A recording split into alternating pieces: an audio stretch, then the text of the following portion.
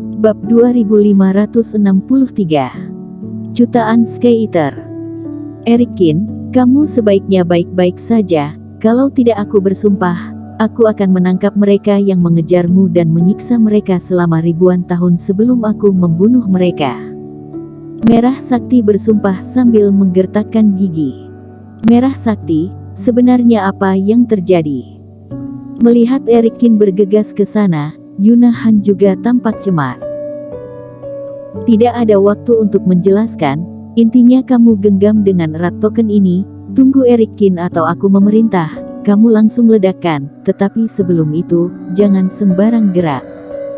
Merah Sakti buru-buru mengingatkan. Cepat atau lambat Yuna Han mengaktifkan formasi, awalnya hanya terkait dengan efek formasi, tetapi sekarang Erikin berbalik dan memasuki formasi pemusnah iblis.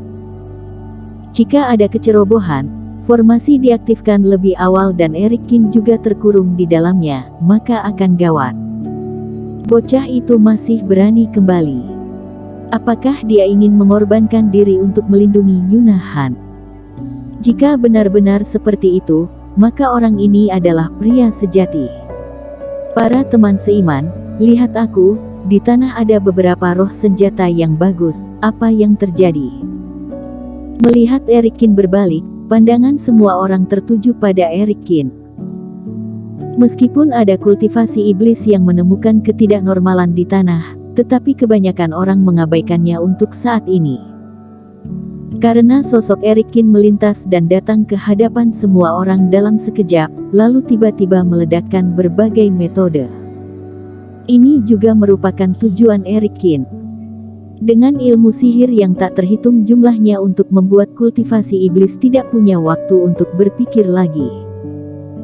Dia mengumpulkan puluhan mutiara reiki api yang dimurnikan di sepanjang jalan dan meledakannya. Nyala api yang kuat melonjak di dasar laut dan membuat area laut yang luas menjadi lautan api. 16 naga raksasa emas, bermandikan api, meraung dan keluar dari udara, dan bergegas menuju para kultivasi iblis.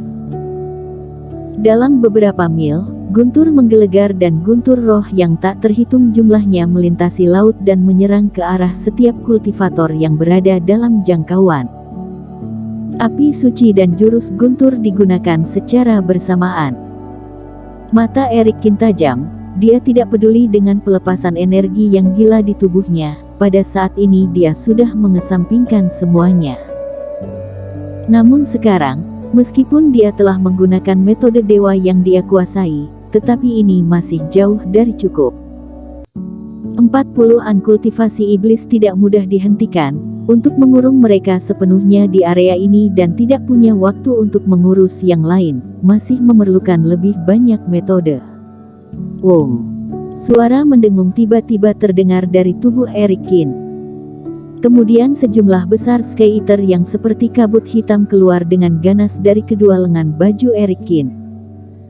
10.000 ekor, 100.000 ekor, 1 juta ekor. Sky Eater sangat padat, seperti awan hitam besar di dasar laut. Di antara jutaan Sky Eater, 100.000 di antaranya mencapai tingkat elit. Alasan mengapa Erikin mulai memelihara Sky Eater level raja adalah karena dia memiliki sumber daya yang cukup dan jumlah Sky Eater level rendah tidak perlu buru-buru bertambah. Setelah jutaan Sky Eater menyerang keluar, mereka menyebar seketika, seperti kabut hitam, menyebar ke sekeliling. Setelah Sky Eater, Erikin memanggil sejumlah besar pedang abadi yang tersisa di tangannya, di bawah dorongan badai pedang, menembak ke segala arah, dan meledakkan pedang abadi. Akhirnya, Erikin mengeluarkan semua pil racun dan bubuk obat yang dimurnikan. Tidak peduli apa gunanya, dia melempar semuanya. Momen Erikin menyerang sangat mengerikan. Api, guntur, cahaya pedang, serangga beracun, ditambah dengan kabut beracun yang menyebar. Erikin menciptakan keadaan di mana lebih dari 10 kultivator fase penilaian yang menyerang secara bersamaan seorang diri. Di bawah keterkejutan para kultivasi iblis, mereka juga menggunakan berbagai cara untuk melawan dan mau tidak mau melambat untuk sesaat. Dalam aksi berturut-turut Eric Kin, meskipun masih ada beberapa kultivasi iblis yang terbang di depan menerobos blokade Eric Kin dan terus mengejar Merah Sakti. Tetapi kebanyakan kultivator, pada saat ini tidak bisa lolos dari tempat ini. Apa jejak roh senjata yang tampak di tanah? Hanya Yuda Sue yang terbang di belakang. Semua orang merasa ada yang tidak beres. Area ini tidak ada sekte kultivasi dan dia belum pernah mendengar tentang pertempuran kultivator skala besar yang pernah terjadi di sini, tetapi yang keluar dari dasar laut jelas adalah beberapa roh senjata utuh yang berkualitas tinggi. Selain itu, sepertinya Eric Kin berbalik karena kemunculan beberapa roh senjata ini. Tetapi apa hubungan antara roh senjata dan kembalinya anak ini?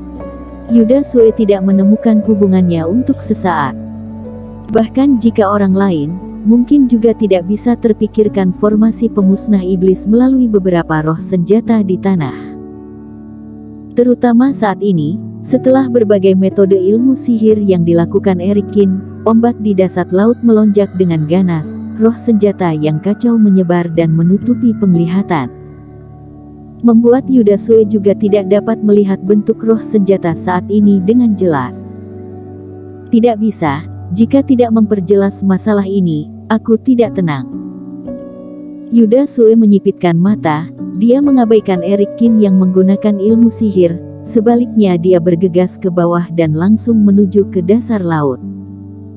Saat melayang di kejauhan tidak bisa mengerti, tetapi jika melihat dari dekat, Yuda Sue percaya bahwa dia dapat melihat petunjuknya. Shoot! Yuda Sue dipenuhi energi hitam, baik itu Sky Eater yang gila atau pedang abadi yang meledak tidak dapat memengaruhinya sama sekali. Bahkan jika melawan beberapa metode secara paksa, dia juga harus menggunakan kecepatan tercepat untuk melihat semua yang terjadi di bawah. Tubuhnya melewati rentang Reiki yang kacau. Yuda Sue langsung mendarat di area itu. Namun saat dia mendarat, mata Yuda Sue melotot ketika melihat sosok di depannya. "Kenapa kamu ada di sini?" Pada saat ini, orang yang ada di depan Yuda Sue adalah Eric Kin. Tetapi bukankah anak ini sedang menghalangi kultivasi iblis di atas? Kenapa ada dua Eric Kin, dan apa yang dia lakukan di sini? Namun, Eric Kin hanya melirik Yuda Sue, ekspresinya dingin dan tiba-tiba terbang ke langit. Yuda Sue langsung merasa tidak enak dan panik. Dia masih tidak bisa mengetahui penyebab dan akibat dari masalah ini, tetapi firasatnya mengatakan bahwa ada yang tidak beres dengan area ini.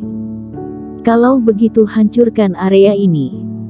Wajah Yuda Sue menjadi dingin dan energi hitam di belakangnya menghantam tanah.